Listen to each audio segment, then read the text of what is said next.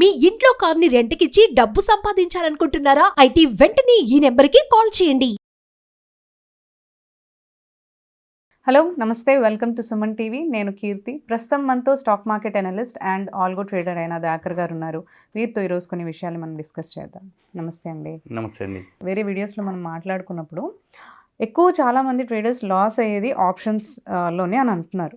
So ఇంకా దాంట్లో ఏమైనా డిఫరెన్సెస్ కానీ అంటే దాని గురించి ఇంకా తెలుసుకోవాల్సిన విషయాలు ఏమైనా ఉన్నాయా మనకి? యాక్చువల్గా ఇప్పుడు ఆప్షన్స్లో లాస్ అవుతుంది కరెక్టే, బట్ ఆప్షన్స్లో ఎక్కువ మంది లాస్ అయ్యేది ఆప్షన్ బయ్యర్స్. ఆప్షన్ బయ్యర్స్ అనేవాళ్ళు ఎక్కువగా లాస్ అవుతారు. సో దీంట్లో కూడా ఆప్షన్స్లో మీకు మెయిన్గా తీసుకోవాలంటే ఆప్షన్ బయ్యింగ్ ఉంటుంది, ఆప్షన్ సేలింగ్ ఉంటుంది. ఓకే. ఇంకొకటి థర్డ్ కేటగిరీ ఏంటంటే option hedging. So 3 types of categories అనమాట. ఇప్పుడు ట్రేడ్ చేసే వాళ్ళు ఏంటంటే direct naked buying, naked selling చేస్తారు చాలా వరకు. సో దీంట్లో ఏంటంటే లాస్ అయ్యే ఛాన్సెస్ ఆల్మోస్ట్ 70% మనకి లాస్ అయ్యే ఛాన్స్ ఉంటుంది.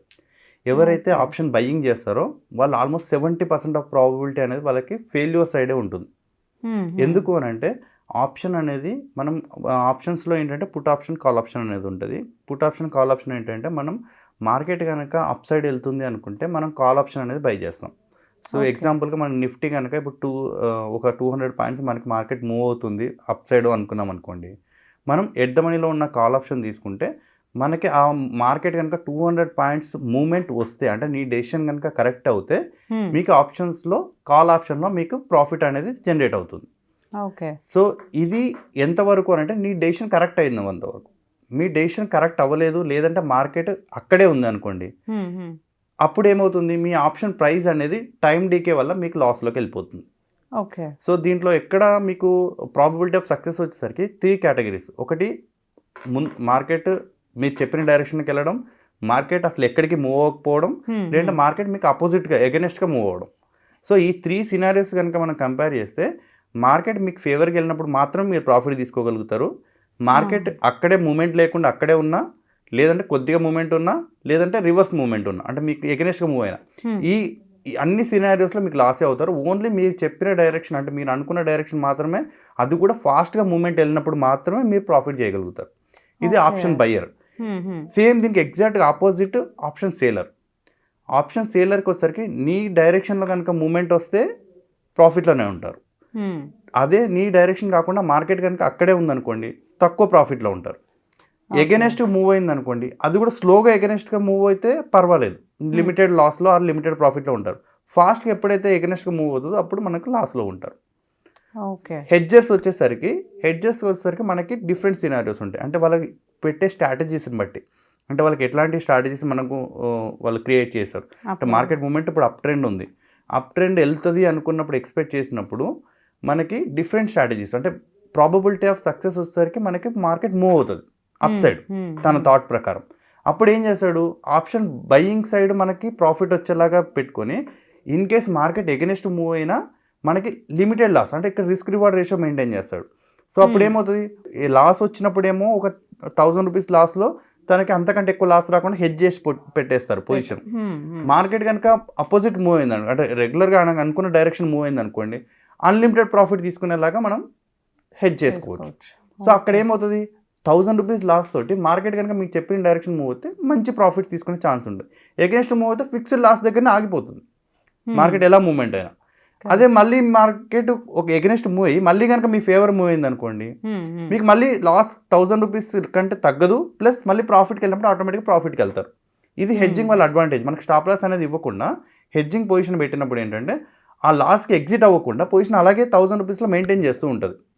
మళ్ళీ మార్కెట్ క్లోజ్ అయ్యే టైం కనుక మీకు ఫేవర్గా మూవ్ అయింది అనుకోండి, మీరు ప్రాఫిట్లోకి వెళ్ళొచ్చు. అది హెడ్జింగ్లో ఉన్న అడ్వాంటేజ్ అనమాట. సో ఈ హెడ్జింగ్ అనేది ఆప్షన్ బయ్యింగ్ అండ్ సేలింగ్ ఈ బోత్ కాంబినేషన్ తోటి మనం ఫార్ములాస్ అనేది రెడీ చేస్తాం. ఓకే. సో దీనివల్ల అట్లాంటి అడ్వాంటేజెస్ ఉంటాయి. ఇప్పుడు న్యూగా ట్రేడ్ చేసే వాళ్ళకి ఈ ఆప్షన్స్ దాంట్లో ఏది బెటర్ అంటే దాంట్లో ఏ స్ట్రాటజీస్ అంటే ఏ ఫార్ములాస్ వాళ్ళు ఫాలో అవుతే బెటర్ అంటారు? ఇవి అంటే ఏ పర్టికులర్ స్ట్రాటజీ అంటూ ఒక్కటి యూస్ చేయడానికి అనేది ఉండదు. మార్కెట్ మూమెంట్ని బట్టి, మార్కెట్ ఉన్న సినారియోని బట్టి, ఇప్పుడు ఎలక్షన్ సీజన్ ఉంది, ఎలక్షన్ సీజన్స్లో మనకి న్యూట్రల్ స్ట్రాటజీస్ వాడితే అది వర్క్ అవ్వదు. ఎందుకనంటే అప్పుడు ఆ టైమ్స్లో మనకి ఆల్మోస్ట్ 1000 పాయింట్స్ 2000 పాయింట్స్ మూమెంట్ అనేది ఉంటుంది. సో అక్కడ మనకి విక్స్ అనేది హై ఉంటుంది, తర్వాత ప్రీమియమ్స్ అనేది చాలా కాస్ట్లీ ఉంటాయి.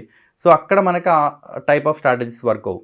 అదేవిధంగా మీకు ఎటువంటి న్యూస్ లేవు, తర్వాత మార్కెట్ న్యూట్రల్గా వెళ్తున్నప్పుడు మనం ట్రెండింగ్ స్ట్రాటజీస్ తీసుకున్నాం అనుకోండి, దాంట్లో మనకి యూజ్ ఉండదు. ఎందుకంటే ఆ ట్రెండింగ్ స్ట్రాటజీ మార్కెట్ ఇంకా న్యూట్రల్గా ఉన్నప్పుడు టైం వాల్యూ అనేది చాలా ఫాస్ట్గా పడిపోతుంది. సో దాంట్లో ఏమవుతుంది, ఆటోమేటిక్గా మనకి మార్కెట్ కొద్దిగా మూమెంట్ ఉన్నా కూడా మనకి లాస్ వచ్చే ఛాన్సెస్ ఎక్కువ ఉంటాయి. సో ఇలాంటప్పుడు ఏంటంటే న్యూట్రల్ స్ట్రాటజీస్ వాడాలి. సో మార్కెట్ మూమెంటం ఉన్నప్పుడు డైరెక్షనల్ స్ట్రాటజీస్ వాడాలి. సో ఇట్లాంటి చాలా ఉంటాయి. స్ప్రెడ్స్ అని ఉంటాయి, తర్వాత రేషియో స్ప్రెడ్స్ అని ఉంటాయి, తర్వాత క్యాలెండర్ స్ప్రెడ్స్ ఉంటాయి. దాంట్లో డయాగ్నల్ క్యాలెండర్ అని, తర్వాత కాల్ క్యాలెండర్ అని, పుట్ క్యాలెండర్ అని, డిఫరెంట్ టైప్స్ ఆఫ్ స్ట్రాటజీస్ ఉంటాయి. నెంబర్ ఆఫ్ స్ట్రాటజీస్ ఉంటాయి. కాకపోతే వీటి గురించి కూడా మనం డిఫరెంట్గా మనం మాట్లాడుకోవచ్చు. ఒక్కొక్క స్ట్రాటజీస్ ఎలా చేయాలి, తర్వాత ఆ స్ట్రాటజీస్ని ఇంప్లిమెంట్ చేసేటప్పుడు ఎలాంటి ఛాలెంజెస్ ఉంటాయి, ఇన్ కేస్ మనకి ఎగెనెస్ట్గా మార్కెట్ మూవ్ అయినప్పుడు మనం ఎలాంటి చేంజెస్ చేయాలి స్ట్రాటజీస్లో, తర్వాత ఒక ఫిక్స్డ్ లాస్, ఒక ఫిక్స్డ్ టార్గెట్ తోటి మనం స్ట్రాటజీస్ ఎలా క్రియేట్ చేయాలి, ఇవన్నీ కూడా మనం డిఫరెంట్గా మనం ప్లాన్ చేసుకోవచ్చు. మీరు అన్నట్టు సినారియోస్ని బట్టి వీటన్నిటిని బట్టి స్ట్రాటజీస్ ప్లాన్ చేసుకోవడం జరుగుతుందని అంటున్నారు కదా. సో మీరు ఎక్కువగా యాజ్ అన్ అనలిస్ట్ మీరు ఎక్కువగా ఏది ఫాలో అవుతూ ఉంటారు స్ట్రాటజీ అనేది? నేను ఎక్కువగా అంటే రెగ్యులర్ బేస్లో నేను న్యూట్రల్ స్ట్రాటజీస్ ఎక్కువగా చేస్తాను. దాంట్లో స్టాడల్, స్ట్రాంగిల్ నాకు ఫేవరెట్ స్ట్రాటజీస్.